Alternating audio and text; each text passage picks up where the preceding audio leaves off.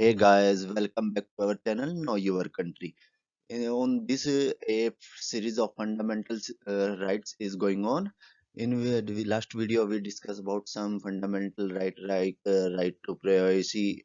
In this video, we also discuss some fundamental rights. So a lot to know, a lot to discuss. So stay tuned. तो ये start करते हैं जो fundamental right की series में। जो next right है अपना वो है राइट टू एजुकेशन।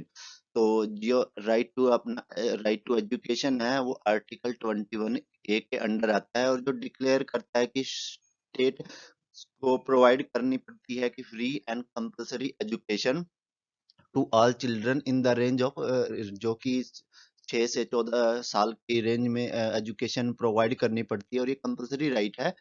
और ये इस मैनर में जिस मैनर में स्टेट चाहे वैसे प्रोवाइड कर सकता है और ये ओनली कवर करता है एलिमेंट्री एजुकेशन को जो कि फंडामेंटल राइट है। हायर एजुकेशन और प्रोफेशनल एजुकेशन इसमें कवर नहीं होती।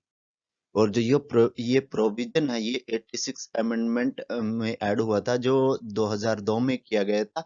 और इसके साथ साथ ये अमेंडमेंट हुआ था ये इसका मेजर माइलस्टोन के कंट्री में हर एक व्यक्ति को एजुकेशन फॉर ऑल का पर्पस था कि वो फुलफिल हो जाए, इसलिए अमेंडमेंट किया गया था। और जो गवर्नमेंट है उसने ये रिवोल्यूशनरी स्टेप बताया था इसमें चैप्टर ऑफ सिटीजन राइट में में एक नया चैप्टर बताया गया था कि जो राइट टू एजुकेशन ऐड किया गया था उसको। इस अमेंडमेंट से पहले भी जो अपना कॉन्स्टिट्यूशन में है उसमें फ्री एंड कंपल्सरी एजुकेशन के लिए प्रोविजन था। और जो था कि आर्टिकल 15 जो कि पार्ट 4 में आता है, मेनली इसको directive principle of state policy भी कहा जाता है। तो जो directory principle of state policy के अंतर्गत था तो ये अनफोर्सेबल नहीं था कोर्ट के। तो इसके लिए यहाँ पे जैसे जुडिशियल इंटरवेंशन का कोई भी स्कोप नहीं था, क्योंकि क्या होता है कि जो हमारे फंडामेंटल राइट होते हैं उसके अनफोर्समेंट के लिए हम कोर्ट जा सकते हैं, पर जो directory principle of state policy होती है, स्टेट राइट्स होते हैं, उनके लिए अनफोर्सेबल के हम कोर्ट नहीं जा सकते। और इसके लिए स्टेट है जो ट्राई हार्ड कर सकता है कि जो एजुकेशन प्रोवाइड करने के लिए जो चाइल्डहुड केयर होता है, जो मतलब जिनकी एज 6 इयर्स होती है, उनके लिए हार्ड कर सकते हैं कि एजुकेशन फॉर ऑल होए। उसके साथ साथ एक फंडामेंटल ड्यूटी भी ऐड कर दी गई जो कि आर्टिकल 51A के अंतर्गत थी।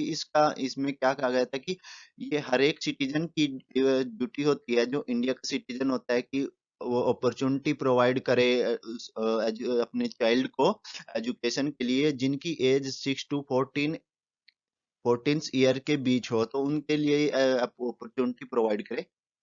और 1993 में सुप्रीम कोर्ट ने भी रिकॉग्नाइज किया था कि एक फंडामेंटल राइट जो प्राइमरी एजुकेशन प्रोवाइड करता है वो राइट टू लाइफ के ही अंडर आता है जो आर्टिकल 21 के में है। और इसके साथ साथ कहा गया था कि हर एक चाइल्ड जो सिटीजन ऑफ द कंट्री है उसके पास राइट है फ्री एजुकेशन का जब तक वो अपनी 14 साल की एज को कंप्लीट नहीं कर लेता। और उसके बाद उसका शिक्षा का अधिकार राज्य की क्षमता और विकास के सीमाओं के अधीन है। और इस जजमेंट में क्या हुआ था, जो सुप्रीम कोर्ट ने है वो ओवर रूल कर दिया गया था जो अर्लियर जजमेंट था 1992 का, जिसमें ये डिक्लेयर किया गया था जो कि फंडामेंटल राइट है एजुकेशन का। वो इंक्लूड करता है जैसे प्रोफेशनल एजुकेशन हो गया, मेडिसिन एंड इंजीनियरिंग हो गया, मेडिकल एजुकेशन हो गया, उसको भी इंक्लूड करता है। पर इस जजमेंट में सुप्रीम कोर्ट ने अपने डिसीजन को ओवर रूल कर दिया था जिसमें ओनली सेकेंडरी एजुकेशन तक ही रखा गया था जो 6 to 14 ईयर्स तक है। और आर्टिकल 21 के अंतर्गत पार्लियामेंट ने एक एक्ट बनाया जो right to education to free and compulsory के नाम से है, जो कि अपने जो सिटीजन होते हैं, चिल्ड्रन होते हैं, उनको राइट प्रोवाइड करता है कि फ्री एंड कंपलसरी एजुकेशन का। तो ये जो एजुकेशन आरटी एक्ट 2009 के नाम से है। और जेआरटी एक्ट 2009 है, यह अधिनियम यह प्रदान करने का प्रयास करता है कि प्रत्येक बच्चे को अनौपचारिक स्कूल में संतोषजनक या समान गुणवत्ता की पूर्णकालिक प्रारंभिक शिक्षा प्रदान करने का अधिकार है, जो कुछ आवश्यक मानदंडों या मानकों को पूरा करता है। और यह लेजिस्लेशन जो इस विश्वास में टिका हुआ है कि समानता होगी, जैसे सामाजिक न्याय और लोकतंत्र के मूल्यों, एक न्यायपूर्ण और मानवीय समाज के निर्माण को सभी के लिए समावेशिक प्रारंभिक शिक्षाओं के प्रावधान के माध्यम से ही प्राप्त किया जा सकता है। ये लेजिस्लेशन इस आधार पे ही टिका हुआ है। और जो नेक्स्ट फंडामेंटल राइट है वो है protection against arrest and detention, सुरक्षा का अधिकार अरेस्ट के अगेंस्ट और डिटेंशन के अगेंस्ट। तो आइए जानते हैं कि अरेस्ट और डिटेंशन क्या होता है और डिटेंशन कितने टाइप का होता है। तो ये जानते हैं, जो आर्टिकल 22 है अपना, वो ग्रांट ग्रांट करता है प्रोटेक्शन अपने को, तो पर्सन की जो अरेस्ट हुआ हो और डिटेन किया गया हो। अपना जो डिटेंशन है वो टू टाइप्स का होता है, एक होता है पुनेटिव और एक होता है प्रिवेंटिव। जो पुनेटिव डिटेंशन होता है वो होता है किसी पर्सन को पुनिश करने के लिए, अगर उसने कोई ऑफेंस कमिटेड किया हो। आफ्टर मतलब जो ट्रायल कोर्ट हो गया और कोर्ट के जो ऑर्डर आते हैं, आदेश आते हैं, उसके बाद। और जो प्रिवेंटिव डिटेंशन होता है दूसरे हाथ क्या होता है कि एक पर्सन को पहले ही डिटेन कर लिया जाता है, पहले ही अरेस्ट कर लिया जाता है बिना किसी ट्रायल के और कन्वेंशन के, बाय कोर्ट के। इसका पर्पज होता है कि उसको नोट पुनिश, उसको पुनिश करना नहीं होता, उसको फ्यूचर में किसी भी ऑफेंस करने से रोकने के लिए ऐसा कुछ किया जाता है। इसलिए जो ये प्रिवेंटिव डिटेंशन होता है ये ओनली प्रिकॉशनरी मेजर होता है, बेस्ड ऑन के इस शख्स के बिना पे कि कोई व्यक्ति जैसे फ्यूचर में कोई ऐसा अपराध ना कर दे जिससे पब्लिक, जैसे पब्लिक पीस होती है उसको हानि पहुंचे, या कोई सेंटर के कोई से काम में कोई बाधा डाले। जैसे करंटली क्या हुआ था जम्मू कश्मीर में, जो आर्टिकल 370 हटाया गया था, तो उससे पहले जो कुछ लीडर थे जो जे एंड के उनको डिटेन इस एक्ट के अंतर्गत, जैसे जो प्रिवेंटिव डिटेंशन है उसके अंतर्गत अरेस्ट कर लिया गया था और उनको कुछ समय के बाद में रिलीज किया गया था। जो आर्टिकल 22 है उसके टू पार्ट हैं। पहला पार्ट डील करता है कि ऑर्डिनरी लॉ के साथ, कि जो साधारण लॉ होते हैं, और दूसरा पार्ट जो है वो डील करता है जो प्रिवेंटिव डिटेंशन लॉ होते हैं उसके साथ डील करता है। और जो फर्स्ट पार्ट है, ये जो आर्टिकल 22 का, ये फॉलोइंग राइट्स हैं जो एक पर्सन जो कि अरेस्ट किया गया है या डिटेन किया गया हो अंडर ऑर्डिनरी लॉ, तो वो कौन कौन से हैं। पहला है कि राइट टू इन्फॉर्म, कि उसको उस ग्राउंड का पता होना चाहिए कि वो किस ग्राउंड पे अरेस्ट हुआ है, किस बिना पे अरेस्ट हुआ है, तो उसका उसका पता होना चाहिए। और उसको जैसे राइट होता है कि वो कंसल्ट कर सकता है और डिफेंड, कि उसको बचाया जा सकता है कि जैसे कोई कोर्ट के अधिकारी होगा, लीगल प्रैक्टिशनर के साथ उसको कंसल्ट करने का और डिफेंड का अधिकार होता है। उसको पूरा राइट दिया जाता है कि वो अपने बचाव के लिए किसी एडवोकेट को करना चाहे, अगर कुछ भी करना चाहे तो वो कर सकता है। जैसे कोई लीगल प्रैक्टिशनर से कंसल्ट करना चाहे कि हाँ उसको बताना चाहे, तो उसके पास राइट होता है, जो सिंपल जो अंडर अरेस्ट होता है उस केस में। और उसके साथ साथ राइट टू, उसके पास राइट होता है कि उसको जो किसी मैजिस्ट्रेट के आगे पेश किया जाए विद इन 24 आवर्स। और साथ ही हाँ, इसमें जो जर्नी टाइम होता है उसको इंक्लूड नहीं किया जाता।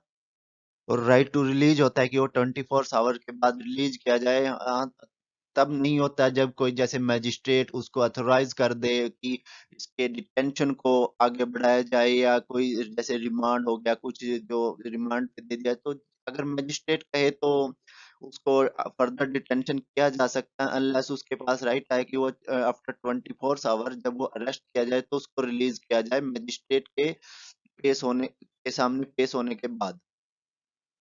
और जो ये सेफ गार्ड्स हैं, ये जैसे अपने एनिमी एलियंस होते हैं तो उसके पास नहीं है, उसके पास नहीं है। और साथ ही साथ जो पर्सन अरेस्ट किया गया हो जैसे प्रिवेंटिव डिटेंशन लॉ के अंतर्गत, तो उसके पास नहीं है। हमने जाना था कि जैसे एलियंस भी टू टाइप के होते हैं, फ्रेंडली एलियंस और एनिमी एलियंस। फ्रेंडली एलियंस वो होते हैं जिनके साथ इंडिया के अच्छे रिलेशन होते हैं, और एनिमी एलियंस वो होते हैं जिनके साथ इंडिया या तो वार में एंगेज हो या रिलेशन अच्छे ना हो, तो उनको एनिमी एलियंस कहा जाता है। और सुप्रीम कोर्ट ने भी कहा है, जैसे ये अरेस्ट एंड डिटेंशन है जो फर्स्ट पार्ट में है आर्टिकल 22 के, वो ये कवर नहीं करता अगर उसको जैसे कोर्ट के ऑर्डर पे डिटेन किया गया हो, अरेस्ट किया गया हो, सिविल अरेस्ट हो गया, और जैसे उसने अगर इनकम टैक्स वगैरह कुछ पे न किया हो तो उसके आधार पर उसको अरेस्ट किया गया। और जैसे एक एलियंस के जो अभी डिस्कस किया फ्रेंडली और जो एनिमी एलियंस होते हैं उसके आधार पर किया गया है, तो इसमें ये इंक्लूड नहीं करता।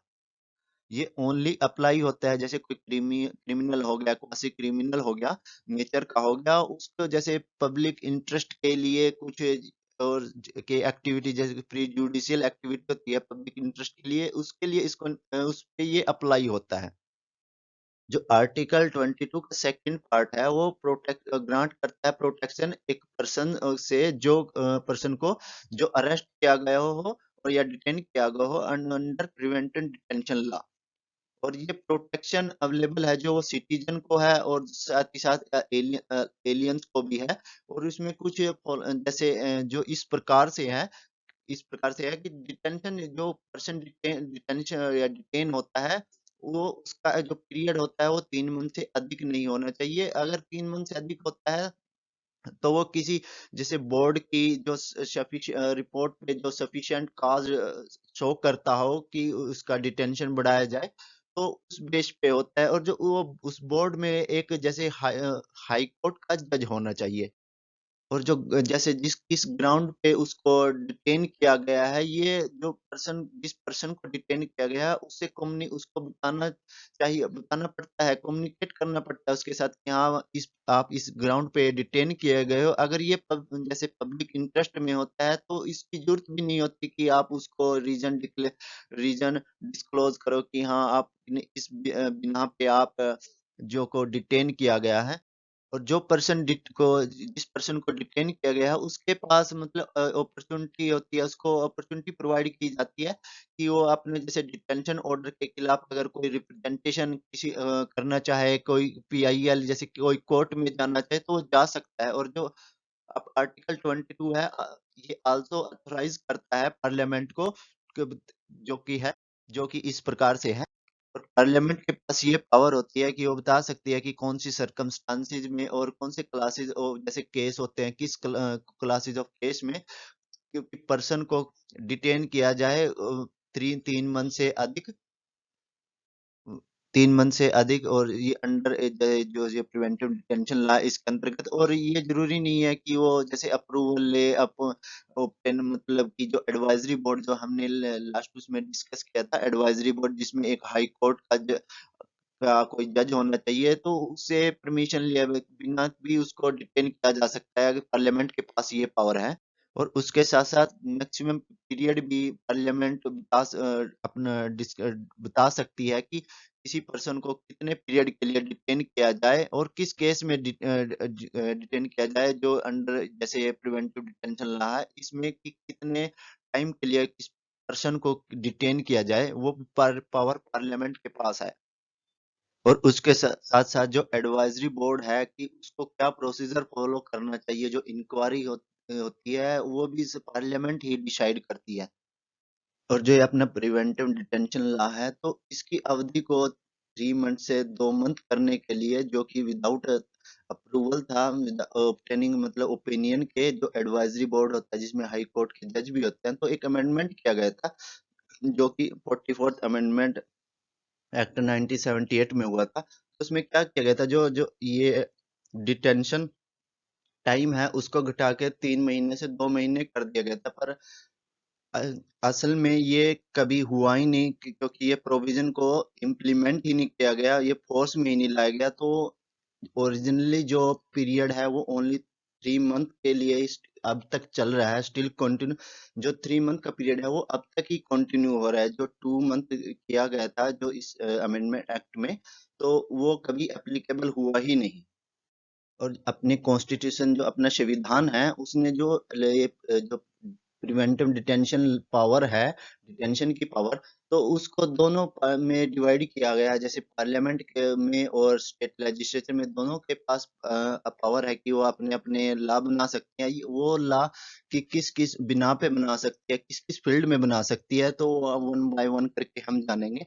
तो जो पार्लियामेंट होती है अपनी, तो उसके पास ये अथॉरिटी होती है कि वो जैसे प्रिवेंटिव डिटेंशन जो लॉ है वो बना सकती है किसके लिए, अगर उसमें डिफेंस है, अगर वो डिफेंस से कनेक्टेड है, फॉरेन अफेयर से कनेक्टेड है, और जो सिक्योरिटी ऑफ इंडिया से कनेक्टेड है, तो इसमें पार्लियामेंट जो प्रिवेंटिव डिटेंशन लॉ बनाती है, और उसके साथ साथ जो पार्लियामेंट और स्टेट लेजिस्लेचर है दोनों ही कॉन्करेंटली लॉ बना सकती है जो प्रिवेंटिव डिटेंशन के लिए, अगर वो जैसे सिक्योरिटी ऑफ स्टेट से रिलेटेड हो, मेंटेन पब्लिक ऑर्डर मेंटेनेंस से रिलेटेड हो, उसके साथ साथ अगर एसेंशियल कम्युनिटी की जो सप्लाई होती है उसको उसकी में अगर उससे रिलेटेड कोई एक्ट, उससे रिलेटेड कोई बात है, तो उसके लिए जो दोनों है, जो पार्लियामेंट होगी और जो स्टेट लेजिस्लेचर होगी, दोनों इसके लिए कानून बना सकते हैं। और जो प्रिवेंटिव डिटेंशन लॉ है जो पार्लियामेंट के द्वारा बनाई गई हैं, वो समय समय पर रिपील भी हुए हैं, बनाए भी गए हैं। तो वो इस प्रकार से आइए जानते हैं इसके विषय में। पहला है कि जो प्रिवेंटिव डिटेंशन एक्ट 1950 में बनाया गया था, पर उसको जो एक्सपायर हो गया था वो 1969 में हुआ था। Then maintenance of internal security act में बनाया था 1971, जो इमरजेंसी के टाइम में भी काफी यूज हुआ था, जो अपोजिशन थी उसको कर्ब करने के लिए काफी यूज हुआ था। और इसको 1978 में जो रिपील कर दिया गया था, क्योंकि क्योंकि इस एक्ट का बहुत वाइडली मिसयूज हुआ था इमरजेंसी के समय में, उसको हम मिसयूज भी नहीं कह सकते, यूज। और नेक्स्ट जो था वो था conversation of foreign exchange and prevention of smuggling act, जो फॉरेन एक्सचेंज है उसको कन्वर्ट और उसे बचाने के लिए, और जो स्मगलिंग एक्ट है उसमें एक 1974 में जो एक्ट आया था। और नेक्स्ट जो राइट है अपना, जिसको ऑब्वियसली हम सभी जानते हैं, वो है नेशनल सिक्योरिटी एक्ट 1980। इसका कोरोना काल में काफी यूज हुआ। और जो नेक्स्ट है वो ब्लैक मार्केटिंग से बचने के लिए और मेंटेनेंस और सप्लाई, जो एसेंशियल कमोडिटीज की सप्लाई होती है, जो आम जिंदगी के लिए आवश्यक चीज होती है, उसके लिए एक एक्ट बनाया गया था, वो था prevention of black marketing and maintenance of supply of essential commodity act, जो 1980 में बनाया गया था। और जो नेक्स्ट राइट था वो उसको टाडा के नाम से भी जानते हैं, वो था टेररिस्ट एंड डिस्ट्रप्टिव एक्टिविटी। ये प्रिवेंटेशन एक्ट था जो 1955 में बना था और रिपील कर दिया गया था इसको 1995 में। और जो नेक्स्ट राइट है वो था जो prevention of illegal traffic and narcotic drugs and जो ट्रैफिक सब्सटेंस एक्ट 1988 का एक जो एक्ट था, इसमें क्या कहता है, जो इलीगल ट्रैफिक होती है नारकोटिक ड्रग्स की, जो जो ड्रग्स होते हैं उसकी इलीगल तरीके से ट्रेड होता है, उसको रोकने के लिए ये एक्ट बनाया गया था। और साथ ही नेक्स्ट एक्ट है जो है प्रिवेंटेशन ऑफ टेररिज्म एक्ट, जिसको पोटा के नाम से भी जानते हैं, ये 2002 में हुआ था, जब गुजरात रॉयट्स हुए थे, गोधरा कांड्स हुआ था, तो उस टाइम ये एक्ट प्रिवेल था और इसको रिपील कर दिया गया था 2004 में। और अनफॉर्चुनेटली इंडिया को छोड़ के कोई भी डेमोक्रेटिक कंट्री है उसमें ये पार्ट प्रिवेंटिव डिटेंशन को यूज नहीं किया गया as a internal part, constitution का इंटरनल पार्ट जैसे इंडिया में यूज किया गया हो। और ये जैसे यूएसए में तो अननोन ही है, यूएसए में इस लॉ के विषय में कुछ भी पता नहीं है। और जब ब्रिटेन है, ब्रिटेन ने इसको यूज किया था ओनली जब फर्स्ट और सेकंड वर्ल्ड वॉर के टाइम ही यूज किया गया था।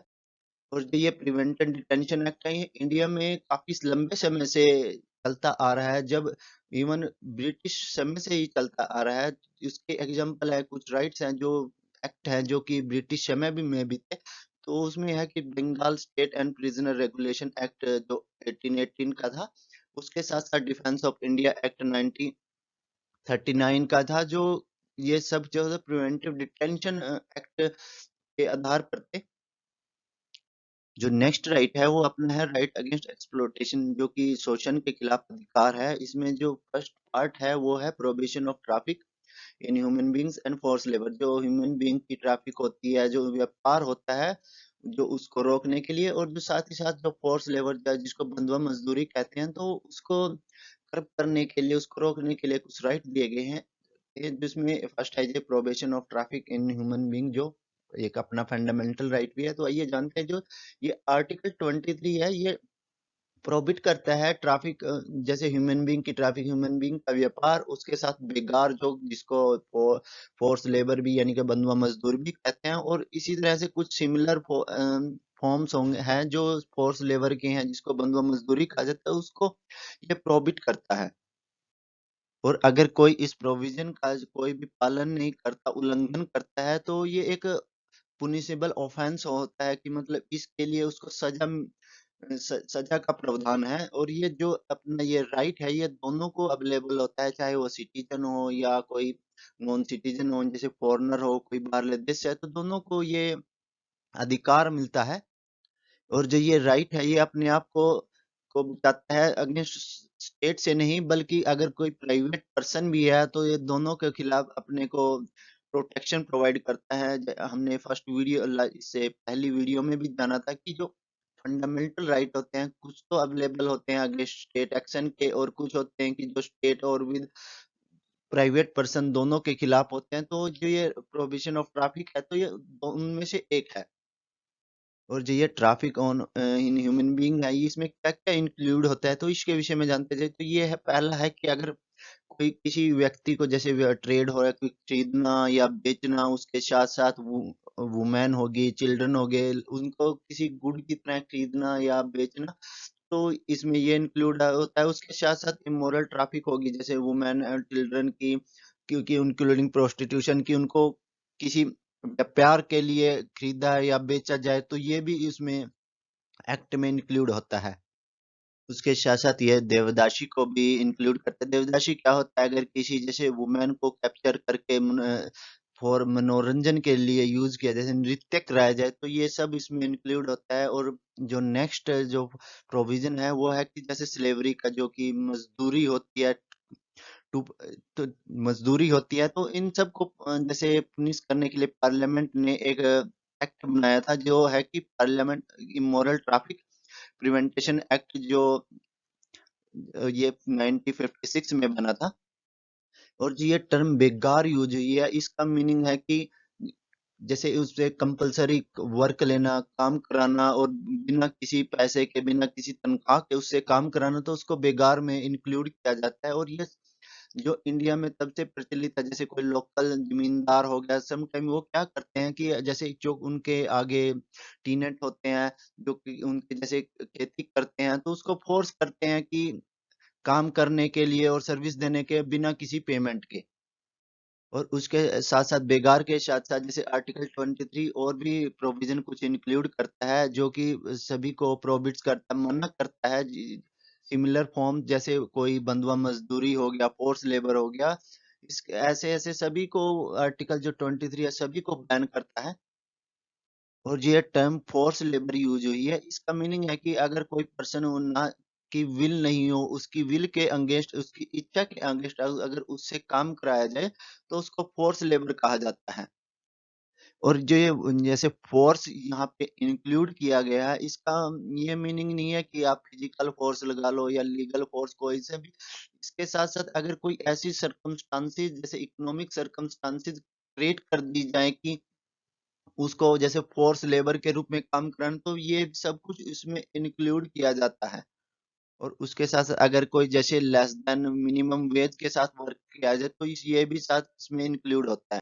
तो इन सब को जैसे बॉन्डेड लेबर, बंधुआ मजदूरी होगी, फोर्स लेबर होगी, तो इन सब को कर्व करने के लिए कुछ एक्ट बनाए गए, जिसमें bonded labour system abolition act 1976 है, उसके साथ साथ मिनिमम वेज एक्ट 1948 है, कॉन्ट्रैक्ट लेबर एक्ट 1970 है, और इक्वल रेम्युनरेशन एक्ट 1976 इसलिए बनाए गए थे कि इन चीजों को, जो भी जैसे फोर्स लेबर हैं, कि अगर इन सब को कर्व करने के लिए कुछ इस तरह से लॉ बनाए गए थे। और इसके साथ जो आर्टिकल 23 है उसका एक एक्सेप्शन भी है। इसमें क्या होता है कि स्टेट परमिट्स, जो स्टेट के पास पावर होती है कि वो इम्पोज कर दे, जैसे कंपलसरी सर्विस इम्पोज कर दे किस लिए, जैसे एग्जांपल हो गया मिलिट्री सर्विस के लिए, सोशल सर्विस के लिए, और उसको कि वो बाउंड नहीं होता कि उसको पे करे, तो ये एक एक्सेप्शन है। एक्सेप्शन है आर्टिकल 23 का, जिसमें जैसे फोर्स लेबर और इसको जो बंधुआ मजदूरी होती है इसको रखा गया था। तो इसके साथ साथ ये इम्पोजिंग जो वाइल हावेयर क्या होता है कि जब कुछ ऐसी कंडीशन या सर्विस इम्पोज की जाए तो स्टेट ये परमिट नहीं कर सकता, स्टेट के ये परमिशन नहीं है कि वो डिस्क्रिमिनेशन करे किस किस ग्राउंड पे, जैसे रिलीजन के ग्राउंड पर, रेस के ग्राउंड पर, कास्ट के या क्लास के, कि वो किसी एक पर्टिकुलर रिलीजन के पर्सन को ही ऐसा काम दे। ऐसा स्टेट के पास पावर नहीं है। अगर स्टेट के सभी के साथ ऐसा कर सकती है कि मान लो अगर किसी मिलिट्री कल को किसी के साथ युद्ध होता है और उसमें मिलिट्री रिक्वायरमेंट होती है, तो स्टेट कोई से भी पर्सन को, चाहे वो किसी रिलीजन से हो, रेस के है हो, कास्ट से हो, तो सबके लिए ओपन कर सकती है, जैसे मिलिट्री सर्विस की, हाँ, आपको कंपलसरी इसमें सर्विस देना है। और जो सेकंड प्रोविजन है वो है provision of employment of children in factory. इसका मीन क्या है कि जो चिल्ड्रन को, जैसे कोई छोटे बच्चे हो गए, उनको फैक्ट्री में एम्प्लॉयमेंट देने से रोकता है। तो जो आर्टिकल 24 है, ये अपना संविधान का आर्टिकल 24 वो ये चीज को मना करता है कि जो स्टूडेंट, जो चिल्ड्रन होते हैं 14 साल से नीचे, उनको किसी फैक्ट्री में, माइन में, या किसी हजार्डस एक्टिविटी लाइक जो खतरनाक काम होते हैं, जैसे कंस्ट्रक्शन हो गया है, रेलवे होते हैं, उसमें नौकरी करने का या नौकरी दी जाए। पर साथ ही साथ ये मना नहीं करता, अगर एम्प्लॉयमेंट उसमें अगर हार्मलेस हो, हानि रहित हो, या कोई आसान इनोसेंट वर्क हो, तो उसमें ऐसी कोई मनाही नहीं है। उसमें कोई ये जो पर्सन है, चिल्ड्रन है 14 ईयर से नीचे, तो उसमें वर्क कर सकते हैं। और ये चाइल्ड लेबर जो एक एक्ट बनाया गया था इसी डायरेक्शन को इम्प्लीमेंट करने के लिए, जिसका जो है child labour prohibition and regulation act 1986 का। और उस एक्ट के साथ साथ कुछ नए और एक्ट भी ऐड हुए थे इस टाइम, समय समय पर। तो आइए जानते हैं वो कौन कौन से थे। तो ये थे जैसे एम्प्लॉयमेंट ऑफ चिल्ड्रन एक्ट 1938 का एक्ट था, जो कि ब्रिटिश समय का था। दूसरा है फैक्ट्री एक्ट 1948 का था। उसके बाद माइंस एक्ट 1952 आया, मर्चेंट शिपिंग एक्ट 1958 आया, प्लांटेशन लेबर का एक्ट आया 1951 का, मोटर ट्रांसपोर्ट वर्कर एक्ट आया 1951 का था ये भी। और उसके साथ apprentice act 1951।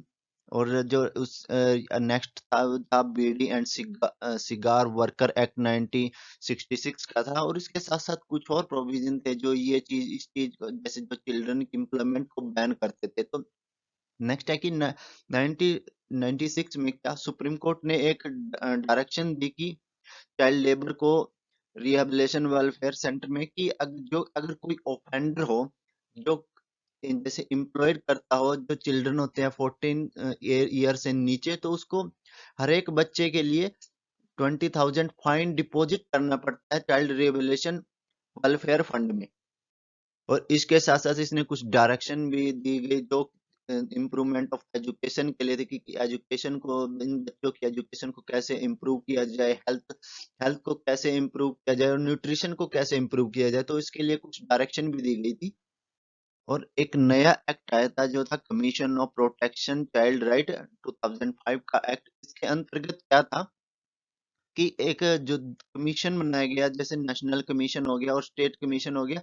National commission national level पे और स्टेट कमीशन जो स्टेट लेवल पे चाइल्ड राइट की प्रोटेक्शन के लिए। और साथ ही साथ कुछ चिल्ड्रन कोर्ट बनाए गए कि जो अगर चाइल्ड इससे रिलेटेड कोई मामला आता है तो उसके स्पीडी ट्रायल के लिए कोर्ट बनाए गए, अगर जो कि अगर जिसमें ये केस जाते थे कि अगर किसी चाइल्ड राइट्स का वायलेशन हुआ है और कोई ऑफेंस हुआ है चिल्ड्रन के अगेंस्ट, तो उनके अगेंस्ट को कोर्ट में केस जाते थे, तो उसके स्पीडी ट्रायल के लिए स्पेशल कोर्ट बनाए गए।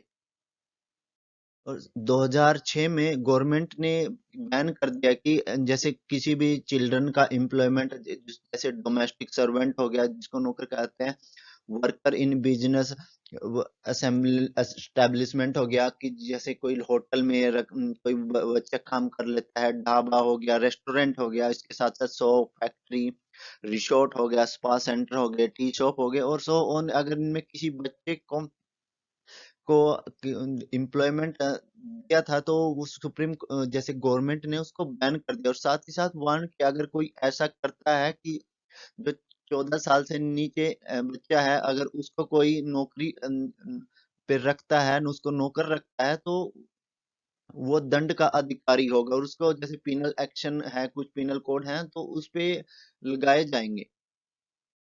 और जो सबसे लेटेस्ट अमेंडमेंट एक्ट है जो चाइल्ड लेबर को था, वो चाइल्ड लेबर अमेंडमेंट एक्ट 2016 2016 में हुआ था। इसमें क्या क्या था, जो चाइल्ड लेबर अमेंडमेंट एक्ट था 1986 का, child labour prohibition and regulation act, उसको चेंज करके child labour prohibition and regulation amendment act 2016 किया गया। और इसके साथ साथ जो उसका नेम प्रिंसिपल एक्ट है, उसको रिनेम कर दिया गया, जैसे child and adolescent labour prohibition and regulation act 1986 के नाम से।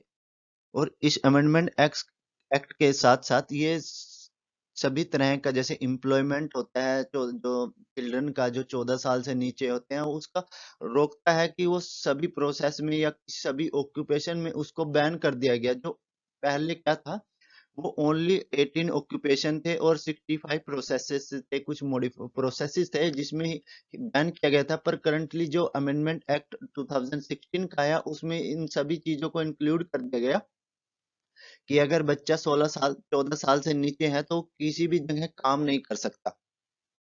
फर्दर इस अमेंडमेंट एक्ट ने क्या किया, जो एडोलेसेंट एज होती है, जो 14 टू 18 इयर्स के बीच मानी जाती है, जिसमें बच्चे ग्रो होकर अडल्ट की एज में जाता है, उसको प्रोहिबिट कर दिया कि वो सर्टेन जैसे कुछ हजार्डियस ऑक्यूपेशन हो गया, प्रोसेसेस हो गए, उसमें उसको जो थे उसमें प्रोहिबिट कर दिया कि इस एज के बच्चे इस फील्ड में वर्क नहीं कर सकते।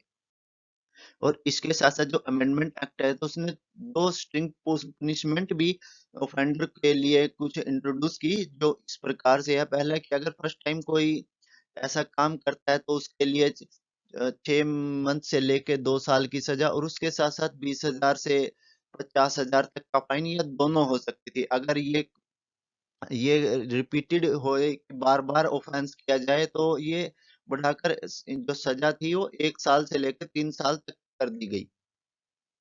नेक्स्ट जो अपना फंडामेंटल राइट है, और right to freedom of religion, यानी कि धर्म की स्वतंत्रता का अधिकार, जो अपने संविधान में आर्टिकल 25 टू 28 के बीच में है। जो जिसके सब पार्ट कुछ इस प्रकार से हैं, ये उसके विषय में जानते हैं कि कौन कौन से सब सब पार्ट हैं और उसमें क्या क्या है, तो उस डिटेल से जानते हैं। कि इस तरह से जानते हैं कि अगर कोई सा भी क्वेश्चन कहीं से भी आ जाए इन पार्ट पर, तो हमसे बचे ना।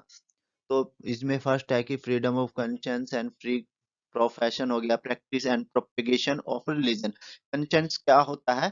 कंशियंस क्या होता है कि एक मोरल सेंस होता है कि व्हाट इज राइट और व्हाट इज रॉन्ग, कि क्या सही है क्या गलत है, उसकी जो मोरल सेंस होती है उसको कंशियंस बोलते हैं। तो इसके विषय में जानते हैं कि तो फर्स्ट इसमें क्या है, जो आर्टिकल 25 है वो क्या कहता है कि सभी पर्सन के पास इक्वली अधिकार है, फ्रीडम है, conscience of freedom and right to free procession, कि अपने धर्म को की प्रैक्टिस को पालन कर सकते हैं, उसको उसका अगर किसको बढ़ावा दे सकते हैं, उसके उस पर्सन के पास उसका फुल अधिकार है इस ऐसा करने का।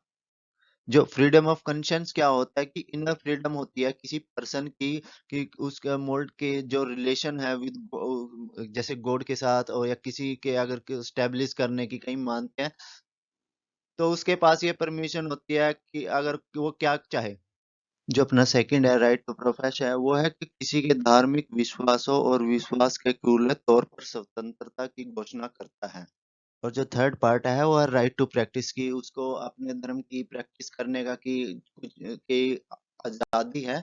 उसमें क्या है, performance of religious worship worship हो गया, कि वो पूजा कर सकता है, रिचुअल सेरेमनी को, जो भी सेरेमनी जो कि उनके सेरेमनी होती है, कुछ भी त्योहार होते हैं, सबको को एग्जीबिशन कर सकता है, बिलीव कर सकता है।